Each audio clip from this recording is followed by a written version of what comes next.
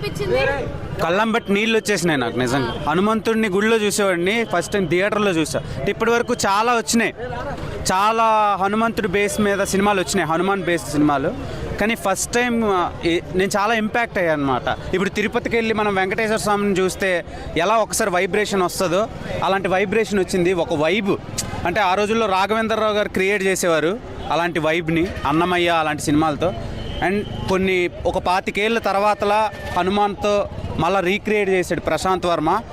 Mark my words, Prashanth Varma will be the biggest name, will be soon అనమాట. అంటే ఇండియాలోనే చాలా పెద్ద పేరు అవుతుంది, బాగా వినబడే పేరు అవుతుంది. రాసి పెట్టుకోండి, ఈ సినిమా చాలా రికార్డ్స్ క్రియేట్ చేస్తుంది. అట్ ది సేమ్ టైం హనుమాన్ని చూపించే ఆ గ్రాఫిక్స్ కానీ, విఎఫ్ఎక్స్ కానీ, ఎస్ఎఫ్ఎక్స్ కానీ అల్టిమేట్ అనమాట, అనదర్ లెవెల్లో ఉన్నాయి. అంటే నేను ఏదో పొగుడుతున్నట్టు కాదు, కానీ టు బి ఫ్రాంక్ నేను లోపల నుంచి ఫీల్ అయ్యాను. సో ఈ సినిమాలో చాలా సూపర్ హీరోలా చూపించారు కదా తేజ సజ్జని, మరి రియాలిటీలో జనాలు యాక్సెప్ట్ చేస్తారా? డెఫినెట్గా జనాలకి లాజికల్ కంటే మ్యాజిక్లే ఇష్టం. సో మ్యాజిక్లు ఇష్టపడే ప్రతి ఒక్కరికి ఈ సినిమా బ్లాక్ బస్టరే. ప్రతి సంక్రాంతికి మొగుళ్ళు వస్తారు అని అంటారు కదా, ఈసారి దేవుడు వచ్చాడు. దేవుడు వచ్చాడు.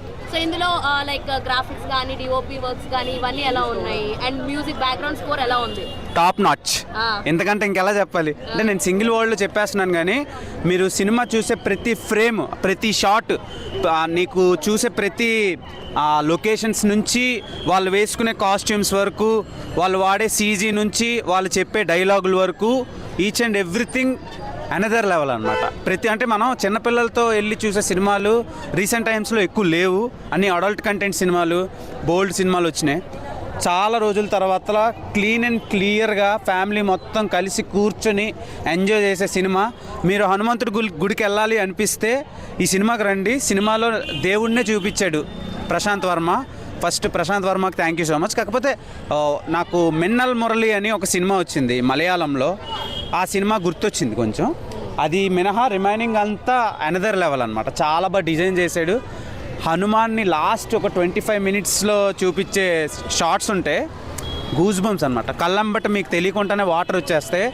చెప్తున్నాను కదా, దేవుడిని చూసినట్టు అనిపించింది నాకైతే. నేనైతే రియల్ హనుమాన్ని చూడలేదు.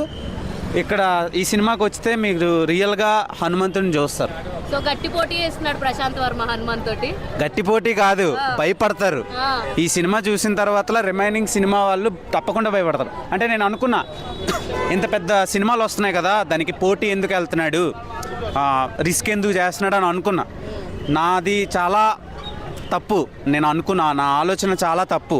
ఎందుకంటే ఎంత ధైర్యం లేకపోతే అంత పెద్ద స్టార్స్ని బీట్ చేసుకొని వస్తాడు Prashanth Varma. Will be the next roller of Indian cinema, mark my words. ఒక ఎంత బడ్జెట్ ఉంటే అంత. ఆదిపురుష్ అని ఒకటి వచ్చింది, ఆ సినిమాని ప్రశాంత్ వర్మకి ఇచ్చుంటే ఈ పాటికి బాహుబలి రికార్డ్స్ కాదు కదా, ఇంకొక 5,000 crores మార్క్ని క్రియేట్ చేస్తుండే. నేను చాలా ఫీల్ అవుతున్నాను. ప్రశాంత్ వర్మ నిజంగా, ప్రభాస్ వీళ్ళిద్దరు కాంబోలో ఒక సినిమా వస్తే చూడాలని ఉంది. అండ్ మనం ప్రశాంత్ నీల్ సినిమాలని ఎంత బాగా ఎంజాయ్ చేస్తున్నామో, ప్రశాంత్ వర్మని కూడా మనం ఫ్యూచర్లో ఇంకా బాగా ఎంజాయ్ చేయబోతున్నాం. తర్వాత ప్రశాంత్ వర్మది నెక్స్ట్ ఈ ప్రాజెక్ట్ కంటిన్యూటీ ఉంది. జై హనుమాన్ అంటే హనుమాన్ సీక్వెల్ జై హనుమాన్. చాలా బాగా ఎంజాయ్ చేస్తారు. పిల్లలతో డెఫినెట్గా చూడండి. సంక్రాంతికి టికెట్లు దొరకకపోతే వెయిట్ చేసి మరీ చూడండి, చాలా బాగా ఎంజాయ్ చేస్తారు. Varalaxmi Sarath Kumar and villain role play చేసిన వాళ్ళ క్యారెక్టర్స్ ఎలా ఉన్నాయి? హీరోయిన్ క్యారెక్టర్ ఎలా ఉంది? బేసిక్గా చాలా సినిమాల్లో మదర్ సెంటిమెంట్లు, బ్రదర్ సెంటిమెంట్లు, డాటర్ సెంటిమెంట్లు చూపిస్తారు. ఈ సినిమాలో సిస్టర్ సెంటిమెంట్ని చాలా బాగా చూపించారు. అంటే మీకు అన్ని ఎమోషన్స్ ఉంటాయి ఇందులో. ఈ సినిమాలో పిల్లలు చాలా బాగా ఎంజాయ్ చేస్తారు. అదే ఒక 5 years కిడ్ నుంచి ఒక 60 years ఓల్డ్ పీపుల్ వరకు అందరూ బాగా ఎంజాయ్ చేసే సినిమా. ఫ్యామిలీతో కలిసి చూడండి, పిల్లలకి చూపించండి. అంటే మీ చుట్టుపక్కల ఎవరైనా చూడలేని వాళ్ళు ఉంటే వాళ్ళకి సినిమాని మీరు చూపించండి, డబ్బులు పెట్టి చూపించండి, మీకు పుణ్యం వస్తుంది. అంత బాగుంది సినిమా. ఇంకేం చెప్పగలం, ఇంతకంటే నేను ఇంకేం చెప్పను. 5కి 10 100 అంత బాగుంది సినిమా. హనుమాన్ ఎలా ఉంది?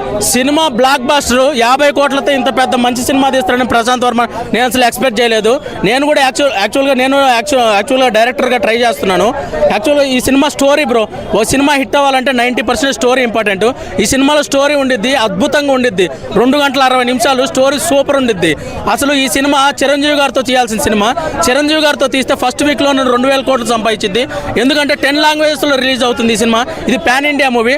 నేను మెగా ఫ్యాన్గా చెప్తున్నాను, ఈ సినిమా చిరంజీవి గారితో తీస్తే 2,000 కోట్లు ఫస్ట్ వీక్లోనే సంపాదించింది. అది పక్కా సినిమా. అసలు గ్రాఫిక్స్ ఉండేది. లాస్ట్ 20 మినిట్స్ ఆంజనేయ స్వామి అసలు మంచులో నుంచి బద్దలు కొట్టుకుంటూ బయటకు వచ్చేస్తాడు. సినిమా స్టోరీ చెప్పకూడదు కాబట్టి చెప్పట్లేదు నేను. ఆ సీన్ అయితే గూస్ బంప్స్ వచ్చేస్తాయి. థియేటర్ మొత్తం జై శ్రీరామ్ జై శ్రీరామ్ అని నినాదాలతో మారుమోగిపోతుంది. ఈ సినిమా బ్లాక్ బస్టర్. చిరంజీవి గారితో చేయాల్సిన సినిమా ఇది. చిరంజీవి గారితో తీస్తే 2,000 కోట్లు ఫస్ట్ వీక్లోనే సంపాదించింది. ఎందుకంటే ఈ సినిమా 10 లాంగ్వేజ్లో రిలీజ్ అవుతుంది. బెంగాలీ, ఒడియా, ఇలా అన్ని 10 లాంగ్వేజ్లో రిలీజ్ అవుతుంది. తేజ సజ్జా యాక్టింగ్ పర్వాలేదు బ్రో. ఈ సినిమా చిరంజీవి గారితో తీస్తే 2,000 కోట్లు సంపాదించేది. కానీ ప్రశాంత్ వర్మకి డేట్స్ దొరక్క, చిరంజీవి గారి డేట్స్ దొరక్క ఈ సినిమా తేజ సజ్జాతో తీసినట్టున్నాడు. కానీ ఈ సినిమా చిరంజీవి గారితో హనుమాన్ని లాస్ట్ 20 మినిట్స్ ఉండేది బ్రో. మొత్తం గూస్ బంప్స్ అనమాట. థియేటర్ మొత్తం గూస్ బంప్స్. రవితేజది ఒక కోతికి డబ్బింగ్ చెప్పారనమాట. కోతికి సూపర్గా ఉండిద్ది. అసలు మర్యాద రామన్న సినిమా చూశారు కదా, సైకిల్కి ఎలా చెప్పారో డబ్బింగ్, అలా కోతికి డబ్బింగ్ చెప్పారనమాట. సినిమా మొత్తం కోతికి డబ్బింగ్ చెప్పింది. భలే నవ్వుకుంటారు అసలు సినిమా మొత్తం. ఎలివేషన్స్ కేక బ్రో. అసలు ఆంజనేయ స్వామిని చూసినప్పుడల్లా అసలు జై శ్రీరామ్ అనే లాస్ట్ 20 మినిట్స్ గ్రాఫిక్స్ ఉంటుంది. అసలు అది ఆంజనేయ స్వామిని ఇప్పటివరకు తీసిన సినిమాల్లో అంత బాగా ఎప్పుడు తీసుండరు. అంటే అంతకుముందు తీశారు చాలా సినిమాల్లో, అంటే జగదేవుడు అతిలోక సుందరి ఆ సినిమాలో చూసాము ఆంజనేయ స్వామిని. కానీ ఈ కాలంలో అంటే 2024లో ఈ టైంలో ఈ గ్రాఫిక్స్కి ఇంత బాగా ఎవరు చూపించలేదు. 50 క్రోర్స్తో బడ్జెట్తో ఇంత మంచి గ్రాఫిక్స్ ప్రసాద్ ఏంటి బ్రో? ఆది పురుష్ 400 కోట్లు పెట్టి ఓమ్రావు చెడగొట్టారు బ్రో. ఆయనకు అసలు డైరెక్షనే రాదు. ప్రశాంత్ వర్మ 50 కోట్లతో అసలు ఈ గ్రాఫిక్స్ చూస్తే అసలు ఆంజనేయ స్వామిని చూసినప్పుడల్లా అసలు మీకు అసలు ఆ గ్రాఫిక్స్ సూపర్ ఉండేది బ్రో. అసలు గోల్డ్ కలర్లో ఉంటాడు ఆంజనేయ స్వామి. అసలు కళ్ళు మిరుమిట్లు కొలిపినట్టు ఉంటుంది అనమాట. కళ్ళు దద్దరిల్లిపోతాయి, అంత బాగుంది గ్రాఫిక్స్. హిట్ కొట్టినట్ట లేదా? Block buster bro. హిట్ కాదు, బ్లాక్ బస్టర్. ఇది చిరంజీవి గారితో తీయాల్సిన సినిమా. జై మెగా ఫ్యాన్స్. చాలా బాగా చేసుకున్నారు అసలు. అలా ఇది పెద్ద హీరో కౌంట్ అయిపోయినట్టే కాదు. ఇండియన్ సినిమాలో హనుమాన్ ఏ రేంజ్ లో సెట్ చేస్తుంది రికార్డ్స్? అలా ఇప్పుడు కార్తికేయ 2కి ఇచ్చిన ఎలివేషన్స్కే బాలీవుడ్ వాళ్ళు గజగజానికి బ్లాక్ బస్టర్ వేశారు. హనుమాన్కి అయితే అసలు మామూలుగా రికార్డ్స్ ఉండవన్న. మనకి బ్లాక్ బస్టర్ ఉంటే మాత్రం బాలీవుడ్లో అంటే ఒక కృష్ణుడికి ఎలివేషన్స్ ఇస్తే అంత హిట్ చేసిన బాలీవుడ్ హనుమంతుడికి దానికనే 10 ఇంపాక్ట్గా ఎలివేషన్ ఇచ్చింది. ఇంకా బాలీవుడ్ వాళ్ళు ఇంకా గడిగిస్తారు. చెప్తా, ప్రతి స్టార్ హీరోకి ఇచ్చిన ఎలివేషన్ దీని ముందు పనికిరాదన్న. హనుమంతుడికి ఇచ్చిన ఎలివేషన్ ముందు ఏ పెద్ద స్టార్ హీరోకి ఇచ్చే ఎలివేషన్ అస్సలు పనికిరాదు. అంటే లిటరల్లీ క్లైమాక్స్లో ఉన్న బ్యాక్గ్రౌండ్ మ్యూజిక్ వస్తున్నప్పుడు నాకు తెలియకుండానే హనుమాన్ చాలీసా వచ్చేస్తుంది. సో ఏంటంటే అంత డెవోషనల్గా టచ్ చేశాడు అక్కడ. ఇదేమి కథ, మన పురాణాలు చదువుకున్న కథ ఏం కాదు ఇది ఎమోషనల్ అవ్వడానికి. అయినా సరే ఎమోషనల్ చేశాడు అంటే ప్రశాంత్ వర్మ మ్యాజిక్కే అన్నది. నిజంగా చెప్తున్నా. Background score and technically cinema ఎలా ఉంది? చాలా బాగుందన్న. ఎన్నో వందల ప్రాజెక్టులు పెట్టుకుని దరిద్రమైన విఎఫ్ఎక్స్లు తీసే సినిమాల కంటే తక్కువ బడ్జెట్తో బెస్ట్ విఎఫ్ఎక్స్ తీసే ఈ సినిమా చాలా బెస్ట్ అన్న. విఎఫ్ఎక్స్ కూడా చాలా బాగుంది. అండ్ ఇంకా హనుమాన్ విలన్ సైడ్కి వస్తే కనుక ఒక ఐరన్ మ్యాన్ సూటప్ సీన్కి ఎక్కడైతే విజిల్స్ వేస్తూ మనము హాలీవుడ్ సినిమా పొగడేమో అటువంటి టైప్ ఆఫ్ సీన్కి విలన్కి పెట్టి హనుమంతు చాడు కొట్టించాడన్న. అది ఆ టెక్నిక్కి చాలా మెచ్చుకున్నాను ప్రశాంత్ వర్మని.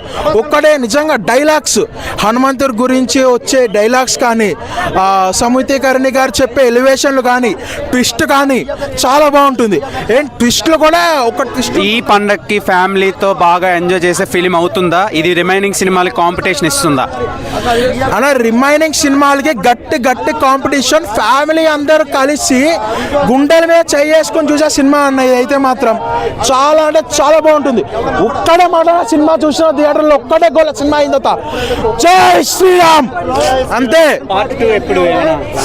2025 అని చెప్పారు కానీ చెప్తున్నా కదా, ఇదేంటి ఎల్సీయూ కానీ ప్రశాంత్ వర్మ అదేంటి సినిమాటిక్ యూనివర్స్ లో కానీ ప్రతి సినిమా యూనివర్స్ ఒక ఎత్తు అయితే ప్రశాంత్ వర్మ సినిమాటిక్ యూనివర్స్ ఒక ఎత్తు కాబోతుంది.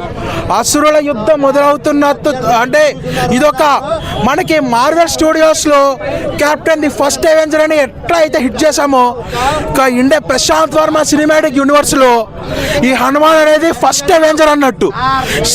అసురుల యుద్ధం మొదలయ్యే టైంకి వచ్చే ఇంపాక్ట్ హనుమంతుడితోనే ఎంత ఎలివేషన్ ఇస్తే ఇంకా నెక్స్ట్ మైథాలజీలో ఎవరెవరిని తీసుకొస్తారో తెలియదు. కరెక్ట్గా తీసుకొచ్చాడు, కరెక్ట్గా ప్లాన్ చేశాడు, గట్టి కొట్టాడు. థియేటర్లు స్క్రీన్లు తక్కువైనా సరే డేట్ మార్చలేదు, ఎందుకంటే కంటెంట్ అలా ఉంది కాబట్టి డేట్ మార్చమని ఎవరు బతిమిలాడినా మార్చకుండా అలాగే నుంచున్నారు. ఇంటర్వ్యూలో ప్రశాంత్ వర్మ చాలాసార్లు అడిగారు, మీరు సైకిల్ వేసుకుని ఉన్నప్పుడు మీరు పక్కకు తప్పుకోవాలి ఫ్లైఓవర్ మీద ఉన్నప్పుడు అని, ఎందుకు పక్కకు తప్పుకోలేదంటే కంటెంట్ అలా ఉందని. ప్రశాంత్ వర్మ గారిని తేజ సజ్జా గారిని మీరు ఈ సినిమాకి హీరోనా, మీకు తగ్గ స్థాయికి తగ్గ కథేనా ఇది, మీరు ఎందుకు తప్పుకోవట్లేదు ఈ డేట్ నుంచి అని ఆయన ప్రతి ఒక్కడికి చెప్పించి కొట్టినట్టు ఉందన్న సినిమా అయితే మాత్రం చాలా బాగుంది. సినిమా అయితే మాత్రం సంక్రాంతికి బోనీ అంటే ఇలా ఉండాలన్నట్టు తీశాడు సినిమా అయితే మాత్రం లిటరల్ చాలా ఇంపాక్ట్గా ఉంది. సినిమా అయితే మాత్రం చాలా బాగుంది. ఓకే, చాలా ఎమోషనల్గా కనెక్ట్ అయినట్టు. అంటే ఇప్పుడు మనకి కేజీఎఫ్ ఇవే చూసినప్పుడు ఒక ప్రశాంత్ నీల్ తన ఓడిలోకి తీసుకెళ్ళిపోయాడు అని నేనే చెప్తాను. ప్రశాంత్ నీల్ తన ఓడిలోకి కేజీఎఫ్ చాలా బాగుంది, ఇప్పుడు సలార్ తన ఓడిలోకి తీసుకొని చెప్తాం. ఏ విధంగా అయితే వాళ్ళు ప్రభాస్ని పెట్టి మనల్ని వాళ్ళ ఓడిలోకి తీసుకెళ్లారు, అలాగే కూడా దీన్ని మన ప్రశాంత్ వర్మ అలా తీసుకెళ్ళాడు. చెప్తాను కదా, మనకు కేజీఎఫ్ చూసి సలార్ చూసి ఎలివేషన్ చూసి బ్యాక్గ్రౌండ్ మ్యూజిక్లు చూసి కరెక్ట్ బ్యాక్గ్రౌండ్ మ్యూజిక్ పడింది, కరెక్ట్ ఎలివేషన్ దేనైతే పొగడేమో అవన్నీ దీని ముందు పనికి రాకుండా పోయాయన్న అలా ఇచ్చాడు. ఇంకా కొన్ని నాకు డైలాగ్స్ చెప్పాలనిపిస్తుంది కానీ నేను చెప్పడం స్పాయిలర్ అయిపోతాయి. చాలా బాగుంది మూవీ అయితే.